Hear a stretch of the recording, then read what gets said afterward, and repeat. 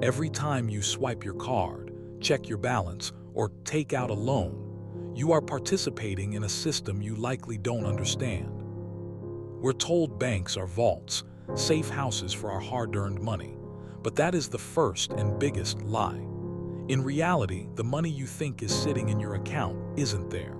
It's been lent out, multiplied, and leveraged 10 times over before you even finished your morning coffee. From the backstreets of Renaissance Italy to the high-frequency trading floors of Wall Street, the banking system isn't just a part of the economy. It is the economy.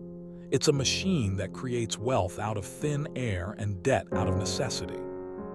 Today, on Profit Tales, we pull back the curtain on the most successful illusion ever pulled on humanity. We're deconstructing the global banking system, how it started, how it works, and why, if everyone tried to take their money out tomorrow, the entire world would collapse. To understand the modern bank, we have to travel back to 15th century Florence. In a world ruled by kings and popes, a new kind of power was rising. A power that didn't need a crown or an army. The Medici family. They weren't just merchants. They were the architects of the world's first financial empire. But they had a problem. In the eyes of the church, charging interest usury was a mortal sin. It was a fast track to hell. So the Medici performed their first miracle. They invented discretionary deposits. They didn't charge interest. They gave gifts to depositors. They created a system of credits and debits that moved across borders without a single gold coin ever leaving the vault. This was the birth of double-entry bookkeeping. For the first time, money became abstract. It became data. The Medici discovered that if you control the ledger, you control the kings who owe you money. But the Medici were just the beginning. The system they built evolved into a monster they wouldn't recognize. By the time the Bank of England was founded in 1694, the game changed again. The government needed money for war. The banks had the gold. A deal was struck. The bank would lend the government money that didn't technically exist, and in return, the government would let the bank issue paper notes. This was the moment the link between physical wealth and money began to snap. We moved from a world of gold to a world of promises. And as we're about to see, promises are much easier to manipulate than metal. Most people believe that when they deposit $1,000 into a bank, that money sits in a drawer with their name on it. In reality, that $1,000 is the fuel for a massive multiplication engine. Enter fractional reserve banking.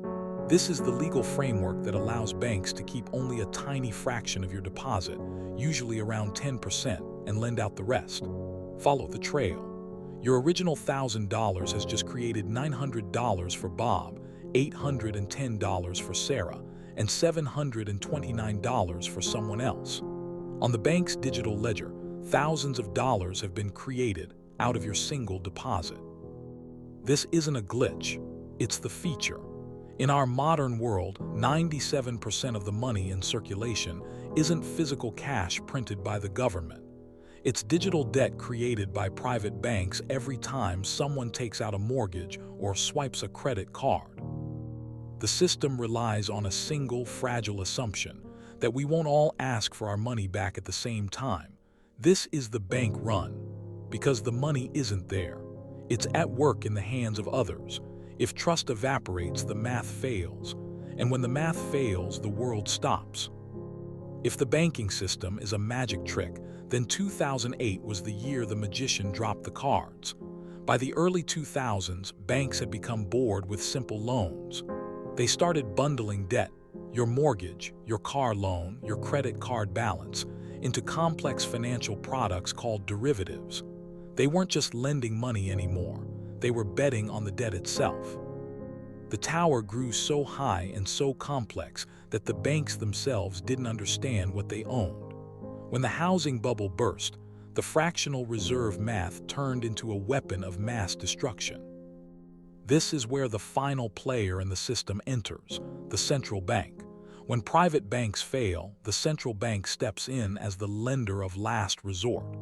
In 2008, they introduced a new term to our vocabulary: too big to fail. To save the system from the bank's own greed, central banks performed the ultimate act of alchemy. They printed trillions of dollars through a process called quantitative easing. They bought the bad debt, flooded the market with cash, and lowered interest rates to zero. They saved the banks, but they changed the nature of money forever. We entered an era of cheap money, where debt became the primary engine of growth. But as any historian will tell you, when you print money to solve a debt problem, you aren't fixing the fire, you're just moving it to another room. But there is a darker side to this money printing that rarely gets discussed in the evening news. It's called the silent tax. When banks create new money through loans, they increase the total supply of currency in the world. As the supply of money goes up, the value of every single dollar you have saved goes down. This is why your grandfather could buy a house for the price of a modern used car. It's not just that things are getting more expensive. It's that your money is being systematically devalued by the very system that claims to protect it.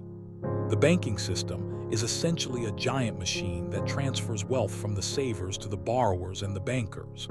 Every time a new loan is created, the purchasing power in your pocket leaks out, just a little bit at a time. This is the price we pay for the magic of credit. We are now standing at the edge of the greatest shift in banking since the Medici opened their first ledger. The marble walls and heavy vaults of the past are disappearing, replaced by lines of code and decentralized servers. For the first time in 500 years, the gatekeepers are under threat. Fintech startups are stripping away the bank's traditional roles, while cryptocurrencies aim to remove the middleman entirely. But the system isn't going down without a fight. Central banks are now developing their own digital dollars. It's called CBDC. On the surface, it's about efficiency, but beneath the surface, it's about total control. A digital currency issued by a central bank means every single transaction you make can be tracked, taxed, or even programmed with an expiration date. The great magic trick is evolving. The illusion of money is becoming more abstract, more digital, and more integrated into our lives than ever before. The banking system was built on a foundation of trust and a ledger of debt. It has survived wars, collapses, and revolutions. But as we move into a future of digital control and decentralized finance, the question isn't whether the system will survive, but whether we will still be the ones in control of the money we earn. Because in the world of banking, if you can't see the trick, you're the one paying for it. If you found this breakdown valuable, hit the subscribe button to join our community of truth seekers here at Prophet Tales. And if you want to know what happens when the next bubble bursts, click the video on your screen right now. Thanks for watching.